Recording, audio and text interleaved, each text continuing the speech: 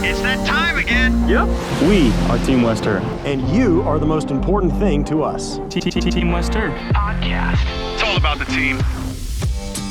Welcome to another edition of the Team Wester podcast. I'm Brad Gelber, joined by my co-host always, Reid Ferguson. Reid, how you doing on this Victory Monday here? I'm doing fantastic. Brad, it's great to be back. Good. Yeah, I haven't got to see you in a little bit. We had a little break here in recording. You were a little busy playing some football. So as we get into the episode this week, I wanted to just take a quick look back at maybe some of the games since we last recorded. So we had a game versus San Francisco that went really well. And then obviously a game versus the Rams, which was super entertaining. Maybe the result obviously didn't turn out the way we had hoped, but things got back on track this week, which we'll get to. So a lot of football to talk about. But maybe let's just quickly look back at the San Francisco game. Obviously, a really good game, and the end result was clinching the division, which was something you and I talked about prior. Getting to do that at home in front of the fans was something we also talked about. So how was that moment, kind of getting to do that at home and so early, like we talked about in the season, clinching the AFC East? Yeah, I mean, that game is one, and I told my wife this right after I got home that night, one that me personally, but the guys on the team, the coaching staff, the fans that were there, even the people watching at home, you're not going to forget a game like that. Especially if you were there in the stadium. It was widely described as like a snow globe, right? The snow globe effect with the dark. You have the night sky. You can't. It looks like you're kind of in a dome with the lights and everything. So. And then all you can just see is a bunch of snow blowing everywhere. So it was a little it was interesting to me to kind of like compare. So I've played three snow games in my career. One being the Indy game in 17, which is by far the most snow that we've had to deal with on the field. The Cincinnati playoff game 2 years ago, and then. This game, the San Francisco game this year, and it felt like 2017, long time ago, sort of.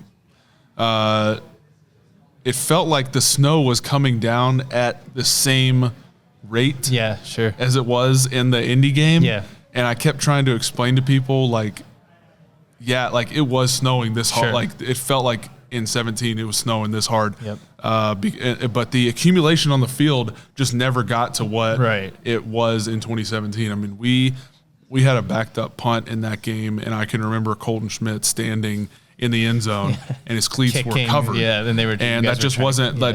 I guess it never accumulated like that in the San Francisco game. But it was just funny to like sit back and like gain perspective on like how much snow that really was for that Colts game. Was that 7-8 years ago? So pretty cool. I mean, winning the division is great. You get the hat and T-shirt. It's fantastic.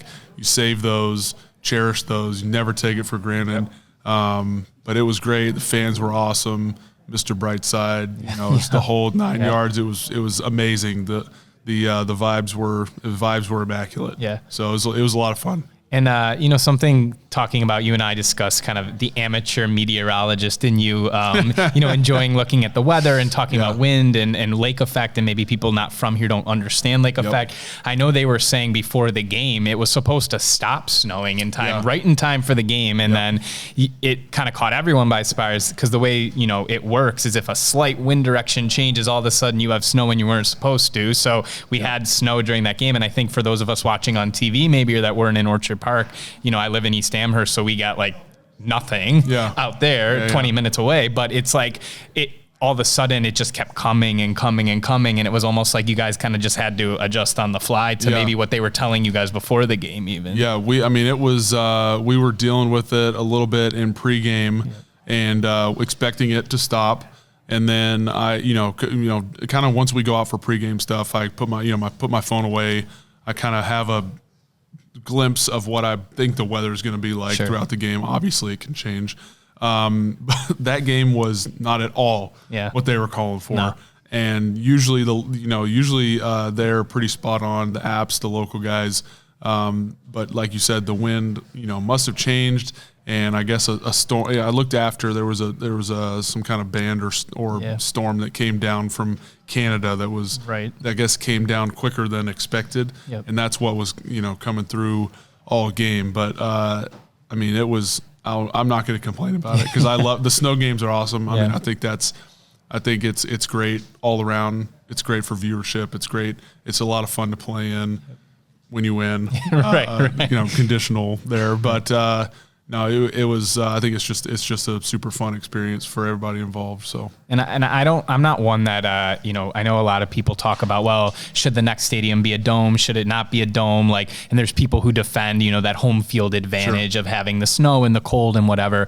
I think you guys play great in climate controlled domes, as is evident yesterday too. Yeah. So I'm not necessarily an advocate of it has to be open air. But I think in that game, it showed you guys were just more prepared for that sort of game because San Francisco was a good team. They have a really good run game. I know some guys got hurt in that game, Christian McCaffrey, Jordan Mason, some of these guys, and they were kind of back on their depth chart a little bit, but they kind of were rendered not as effective maybe in those elements as you guys just seemed to be ready to go.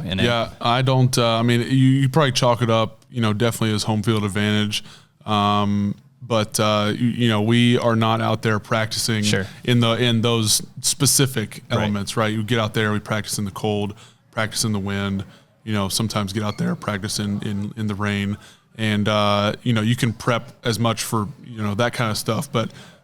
Usually when it's snowing that much outside, usually we're not outside just because it hinders your ability to kind of practice the way you want to practice, and then try let it translate to the game when you get to the game. But there was a lot of adjusting on the fly. I would say a lot of guys that on both sides that had not played in a game like that before.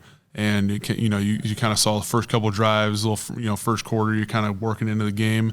And then something clicked, and our guys just kind of took off on all three phases, and came out with the W. For sure. So, want to make sure we have enough time to cover everything here. So the next week, obviously, like I said, didn't end with the result you guys would have hoped for, but certainly an entertaining game to watch in terms of kind of Josh Allen being Josh Allen, and that's something I do want to get to with you, kind of the MVP race here with Josh Allen. But just kind of one of those games where it turned into a shootout, and it seemed like Josh was going to do everything in his power to win that game, and just some circumstantial things turned out that, one of the best all-time offensive performances that didn't result in a win, oddly enough. And then we saw kind of that happen to Detroit yesterday too. Yep. But in that game, I wanted to ask you from the perspective of a teammate of Josh's. So you see that a guy go out there, kind of do everything he needs to do to win the game, and you guys still come up short. Do you guys feel at all it's like a letdown because you weren't able to come away with the win because you want to do everything you can to support the guy that's doing everything he can type of thing? Does it ever feel that way to the team, or is it kind of just it's going to happen? We can't win every game on the schedule. There's going to be games that are heartbreakers that sort of thing. Yeah, I think it's that's a good question. I think it's a balance between, coach preaches complimentary football. Yep. You want to be on your A game all three phases every, week in and week out. But then you have to accept the fact that, where have the Bills been the last 4 or 5 years, winning the division, making the playoff, won a couple playoff games, near the top of the conference, got the target on our back. Yep. You're getting everybody's best performance week in and week out. And sometimes teams are going to catch you, and that's unfortunately what happened in LA. On a different day, Josh plays that same game, and we win by a couple touchdowns. Maybe that happens, but you look across the other sideline. That's a Super Bowl winning head coach and a Super Bowl winning quarterback, and a handful of guys that were there on that Super Bowl winning team. So. They got, credit to them. I think coming into the game, they were maybe 6-6, or 7-6 ish. And, but they had a couple injuries earlier in the season, dropped a couple games. And I think that the Rams were better than they're a better team than what their record says. And I think that stands true. to this day, they beat San Francisco on Thursday night, and I think they're leading their division right now. So, that's a really good football team. And would obviously want to go out west and come home with the W, but like I said, you're getting everybody's A+ game week in and week out. So that we've got to hold ourselves to that standard as well. Yeah, and not to make excuses because I know you guys don't, but traveling out west like that on a schedule like that can be tough. It's proven for the East Coast team to kind of go out there and adjust. So it happens. But, I want to get to Detroit since that's the meat of what happened. But definitely. We'll get to that in a minute here. I wanted to talk about quickly, too, Josh Allen and his quest for this MVP. Sure. It's kind of turned into like a thing with the fans now. I think, people are bringing signs to the game. It's all over social media. It's talked about constantly, I think, to Josh and by the media and other people. The guy is pretty much playing, I would say, the best football he's ever played before. It's like mistake-free football, too. He's not turning the ball over. Mm-hmm. Everything he does seemingly works right now. Obviously, there's a couple other names floating around, whether it's Jared Goff, who had a great game yesterday. Yep. Lamar Jackson's talked about quite a bit. I know it's your quarterback, so you're going to feel a certain kind of way about it. But just in terms of your perspective, have you ever seen Josh play like this before? Because it just seems like everything's clicked at this point for him. I think you hit the nail on the head. I think he's playing the best ball, really of his career, and he's had some great seasons, right? Yep. You talk about like total touchdowns. Yep. I think the Bills or somebody posted it. I saw, approaching 5 straight 40 touchdown seasons. It's like nobody's done that, right? So he's a freak, man. It's week in and week out, so much fun to watch on the sideline and just be a part of it. But, in terms of the MVP thing, I think, he'll tell you it won't matter. Mm-hmm. He wants the team to succeed. Sure. And that's genuine. Yep.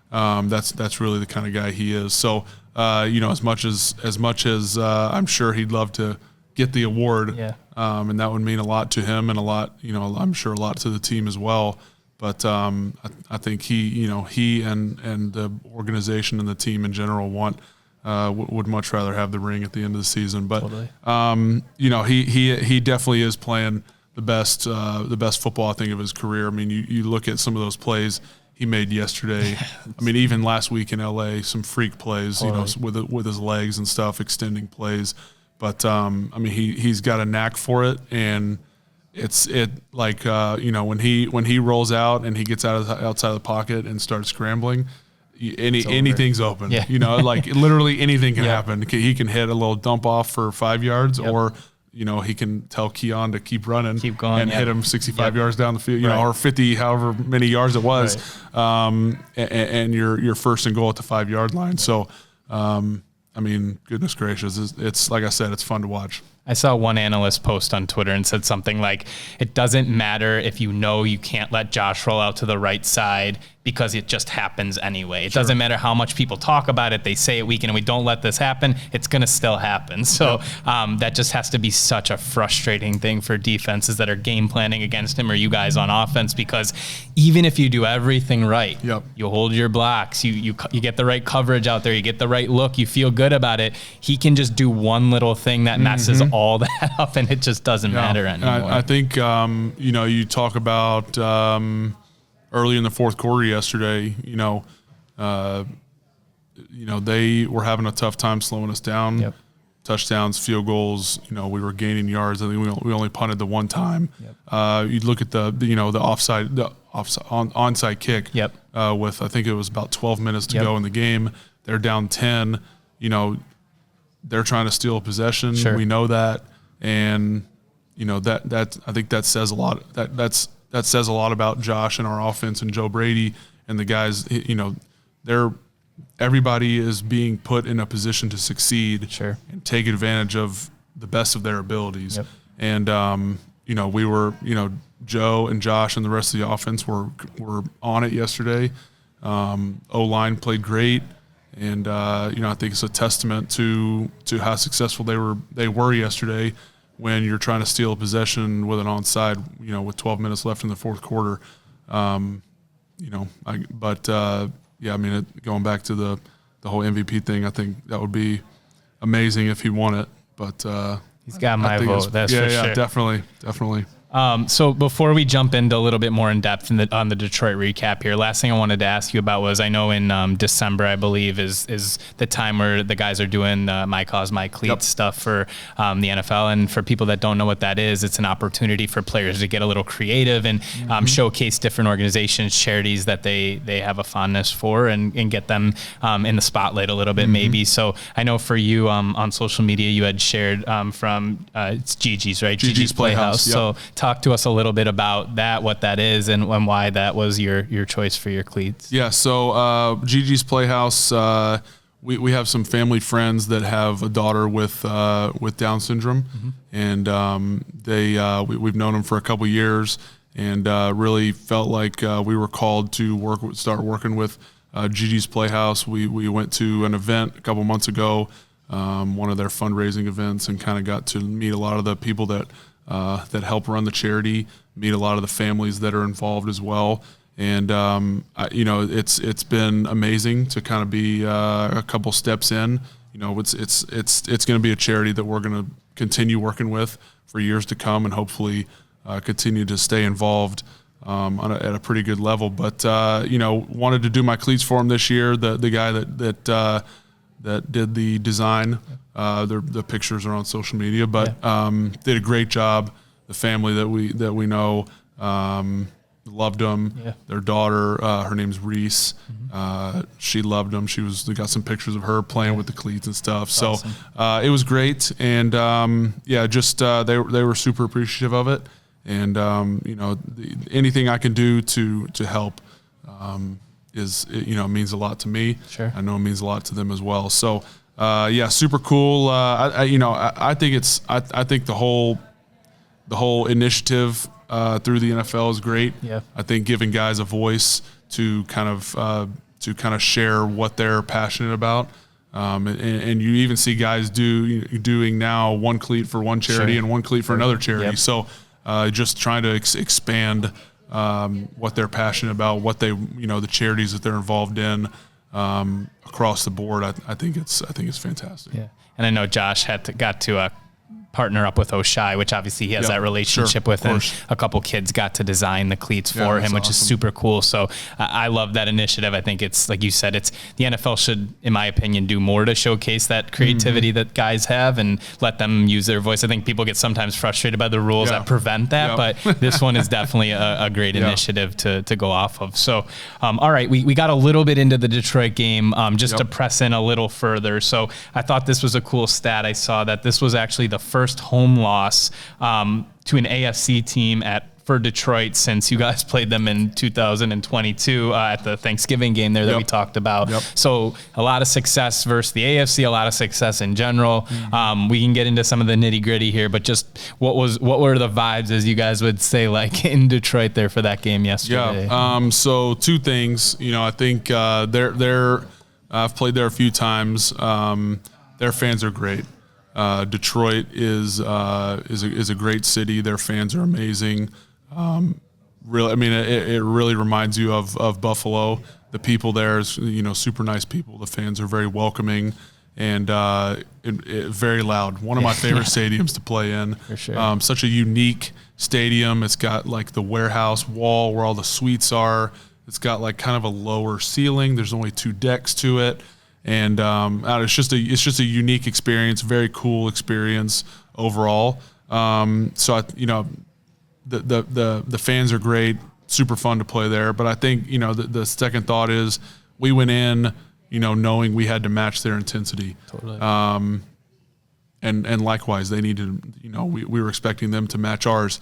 And it's I think the guys did a good job all week of responding and practicing in a way to be ready for that after the LA game. Yep. And a couple injuries out there. The guys were battling yesterday, and obviously came out with the victory. But I mean, to win in a shootout 2 weeks in a row, it doesn't happen a lot. Yeah. But it was.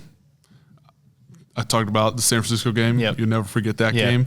but this definitely makes the highlight list as well. Yeah, and something that's probably possible when you drop like a heartbreaker like that in the week before in something where everyone's expending a lot of energy in a shootout like that, it's very possible to come out and just play flat in the next game. But if you were to look at the schedule, I think people probably assumed, you guys would beat the Rams and might not beat the Lions, and that's just the NFL at any given week, like we've talked about. But to come out and not only play well, but to start fast was so important. It felt like versus this Detroit team, because it was only a matter of time. They're the number 1 rated offense in the league. I know you guys are number 2, so it was like only a matter of time. You weren't going to stop them all game. So to get that 2 touchdown cushion early on felt like so important for the rest of the outcome of the game. Definitely. Starting fast is basically one of the team mottos, or it might as well be. Yeah. That's a goal of ours every week, whether we're home or away, regardless of the opponent. So, getting out, they take the ball or they get the ball, 3 and out, touchdown. I think maybe another 3 and out, and then you go down and score and make it 14-0, and you kind of really felt in control of the game from that point on. And, I think it was, the offense knew that we knew the challenge going into the game. You're going to have to, you got to keep scoring. Yep. And you saw what they could do. I need Jared Goff threw for, close to 500 yards, 5 touchdowns. Some of that is you're kind of, I guess you're playing a little bit of like, you're kind of letting them have the underneath stuff at the end there. But for the early part of the game, you shut down the run, and not easy to do. Versus which is those not easy 2 guys. to do. They got. I think we got the best O-line in football, but those guys are definitely up there too. Yep. So, but the D-line, they played their butts off. Yep. And kind of set the tone for the day. So it was good. A lot of fun. So a lot of greatness to come out of that game, but one worrisome thing, I think people saw reports of Josh Allen heading right to the x-ray room after the game. I know he talked about it in his press conference and said it was all precautionary. He didn't really feel pain. It was just, and everything checked out fine. But I'm assuming, I know you guys don't practice on Mondays, right? So, but does he seem okay? Did he seem okay after the game from what you saw? He seemed fine in the locker room, and as far as I'm concerned, after these last 2 weeks, he's a robot. He's an alien. Yep, an alien. Like he's not from this earth. So he can, as far as I'm concerned, he's playing through anything. Yeah. Yeah. That feels about right. So we talked about this offensive kind of explosion, especially these last couple weeks. The amount of points they've scored. I think I saw something that said Josh has like 90 points scored in some unreal amount. So one guy, though, that probably doesn't get a lot of love just because he's not as well known as Ty Johnson, who's a running back. It was interesting. All 3 running backs actually had touchdowns yesterday, which is awesome. Just in terms of, you talk about everybody eats, it's literally that mentality. But Ty Johnson, especially from a receiving standpoint, was the leading receiver. He had over 100 yards receiving, had some touchdowns there. Just such an important piece to start that game, I think, too. I don't know how well you know him, but just in terms of what you know of him from the team and being around him, what's it mean to him to kind of have a moment like that, especially as a running back who essentially was the top receiver in that game? Yeah, I think first off, Ty is one of my favorite people on the team. Awesome. He has, he was here last year, obviously, and then back with us this year. Just a great guy, great locker room guy. And is always doing his job. Yep. And I think that's really what you look for, especially in such a crucial position like the running back position. And I know Josh has kind of sung his praises as the best third down back in the league, some of that stuff. So, the receiving, he can tote the ball with the best of them, but the receiving aspect is something that I think takes our offense to another level. Sure. And really all 3. You look at all 3 backs that we have can do both. They're really good at running the ball. They're really good at catching the ball. And Ray had a great catch in the end zone yesterday on the little dump off pass.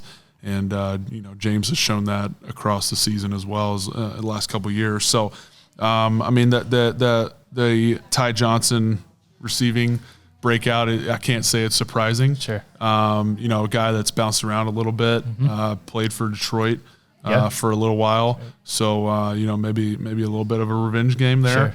It's I was talking to him on the sidelines, so happy for him, and just really glad he's able to help our team in that way. So obviously Josh is kind of the focal point right now of the team, but you have a guy like him that had a great game. James Cook himself had a great game. Yep. There was, quite a few players on the offensive side. Obviously, when you put up that many points, there's going to be a lot of guys having good games. On the defensive side, Ed Oliver, just an absolute career game. And I think sometimes maybe people have this misnomer if a guy's not getting sacks that, that's kind of like the end-all be-all statistic. Sure. But quarterback pressures are just as important as sacks because you're getting to the quarterback. And I think Ed ended up with 10 quarterback pressures yesterday, which was like a record for his career. So literally a career-setting day. Yeah, that's great. What's it been like? I know Greg Rousseau's talked. He's had some pretty big games, but he talked about the importance of Ed Oliver. But just from a defensive perspective, because the week before versus the Rams, that was one of the issues, and maybe not getting the pressure on Matt Stafford. This week, that didn't seem to be as big of an issue because I don't think Ed allowed it to be an issue this week. Yeah, I think the first thing that comes to my mind is our GM, right? Has made a lot of good decisions, I would say, over the last 8 years that they've been here with Coach. So signed Ed to a big extension last year, year and a half ago. Yep. And that's not by mistake. So I think whether he's putting up the numerical stats or not, his effect on the game is real every week. Sure. And the guys in the building know that. So, you kind of hit the nail on the head. Sometimes the stats don't always show up, but when you're creating pressure on the quarterback, you're affecting the opposing team's quarterback. You're gonna get some of the overthrows and the missed passes and misplaced throws that you kind of saw yesterday for the first half. Yeah. Yep. And then the secondary obviously was dealing with some injuries of their own. Some of the starters, DeMar Hamlin was out, Taylor Rapp was out. You have some guys like Cole Bishop, a rookie back there. Yep. Some other guys filling in, Cam Lewis. You got some the secondary was pretty banged up overall. Obviously Jared Goff had a big game, but he's, there's a reason they're the number one rated offense. So I think it was just a testament to kind of like bend, not break. And they were able to stop them enough for the offense to win the game.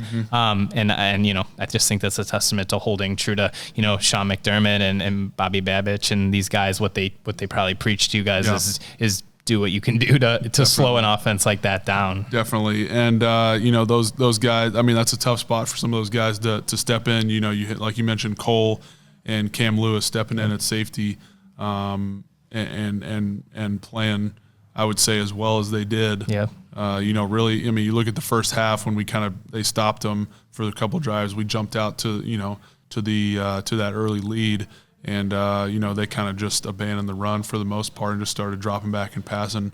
And anytime you do that, it's hard to sit back there and guard players like they had, like their offense. They've got some Laporta, skill, real top end skill talent. So they're going to get yards.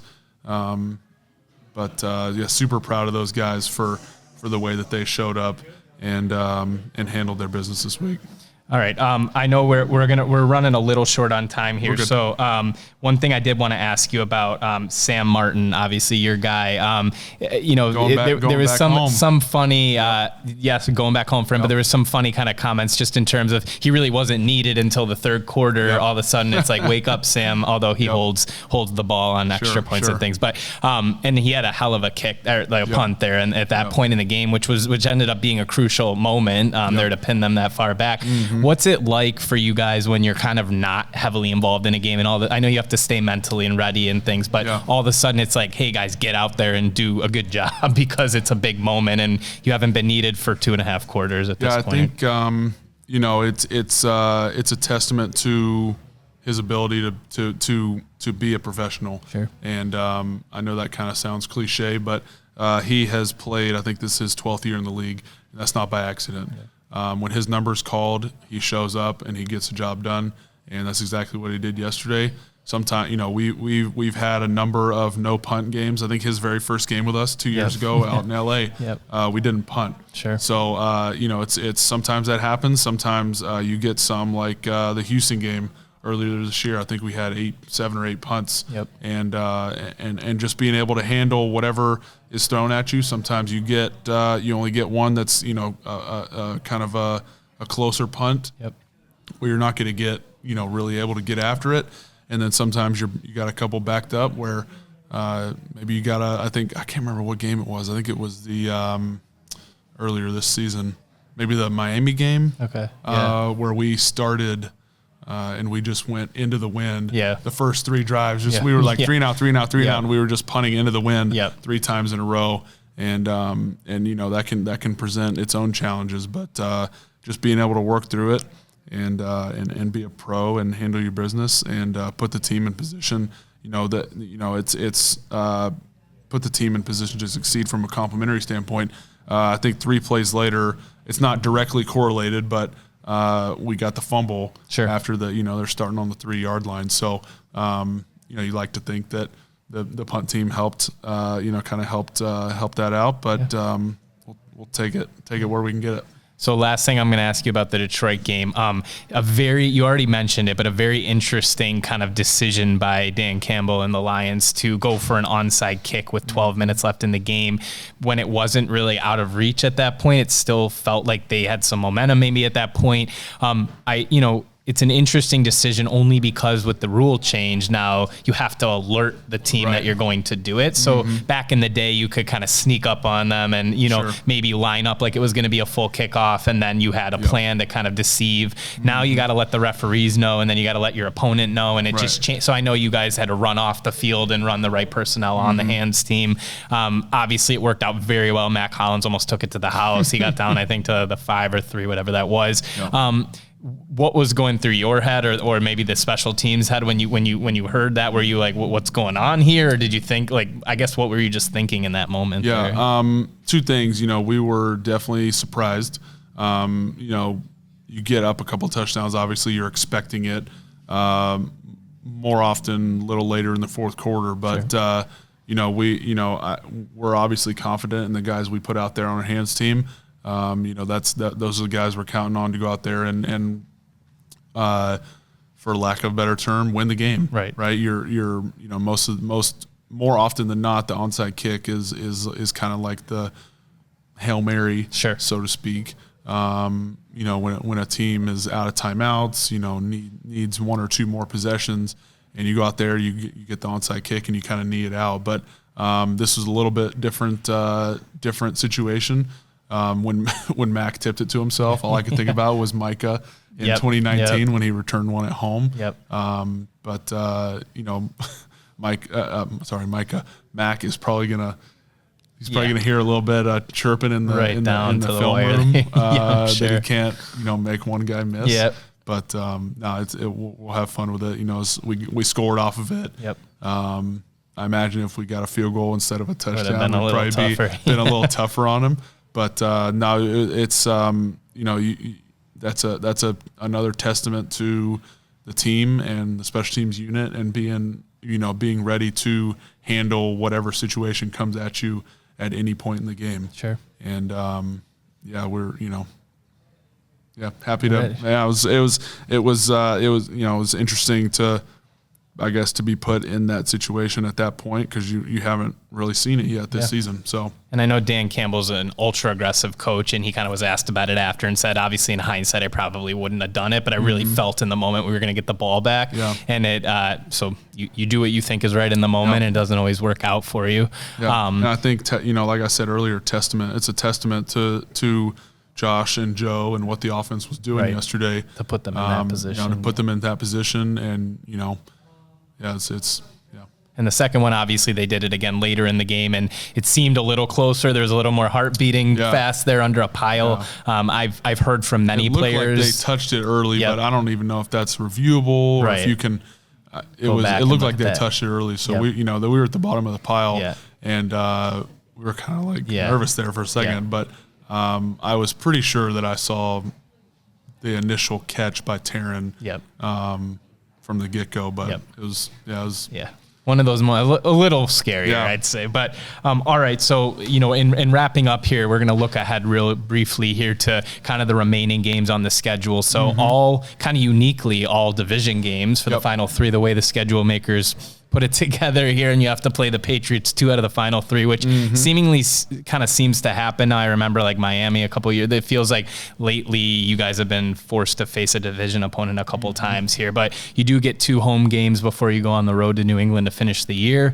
That one's still a TBD, I guess, in the time there. But this one actually today just got flexed to 4:25. It was supposed to be a 1:00 game. So just in terms of thoughts on kind of the uniqueness of 3 division games here, and obviously those 2 teams aren't having the best seasons, but as we've talked about many times before, kind of holding the mental toughness to still go out there and play it like it's like it is a playoff team or a good team out there. Yeah, I mean, I think when you look at it, that's how you have to approach it at the end of the season. You play these December games, you're fighting for seeding, you've clinched a playoff spot, and from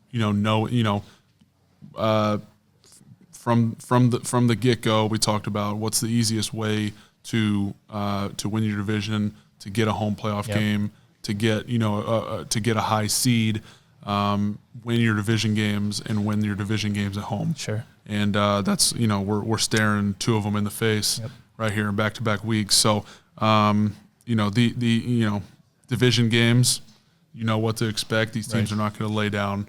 That's not in the nature of, I would say, any team. Sure. These guys are, every team. Guys are fighting for jobs. Guys are fighting for, whatever it is. So and like I mentioned earlier about the LA game 2 weeks ago, we're getting everybody's A+. Totally. And that's what we have to expect these last 3 weeks. Yeah, and I think something I remember back to is when the team was in that playoff drought. Anytime you guys would play like the Patriots, for instance, at the end of the season, it was like our playoff game. Exactly. It's like your chance to show, hey, we beat one of the best teams in the league. So you have to be ready for that. Speaking, last thing here, obviously we've been kind of keeping an eye loosely here on the Chiefs as they just seemingly keep finding ways to win. I know Mahomes looks like he might have suffered a high ankle sprain, but he somehow seems to always still play despite whatever injury he has. So they're still 13-1, still technically 2 games ahead of you guys. I know that's kind of the ultimate goal at this point now, is to try to get that 1 seed. All you can do is handle business on your own end.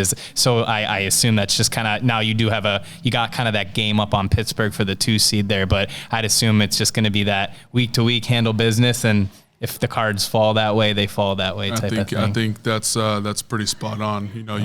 We take care of business at 4:25 on Sunday afternoon, and then we'll kind of see where we go from there. But control what we can control, and try to take these last 3. All right, last thing before we wrap up this episode, Reid is wearing a no free ads hoodie there, but we have to give the shout out one more time to why don't you take it there? Yeah, we need a Canes in Buffalo. This is not a cry for help. This is just a I don't even know what to call it. This is a call for more good food. There you go. That's what we're calling it. So, and we know chicken in Buffalo. No free ads. This is the only company I will do a free ad for. All right. So Raising Cane's, we're here for you, crying out for you to come to Buffalo. Well, it's important if Reid sports it on his chest for an addition to the Team Wester podcast. Thank you for watching, listening. Another great episode here, Reid. Absolutely. Thank you for joining me. Absolutely. We'll be coming to you soon here. I'm sure we're going to have a festive holiday episode coming up in the next couple weeks here. But in the interim, Buffalo will keep taking care of business, and we'll see you soon on another edition of the Team Wester podcast.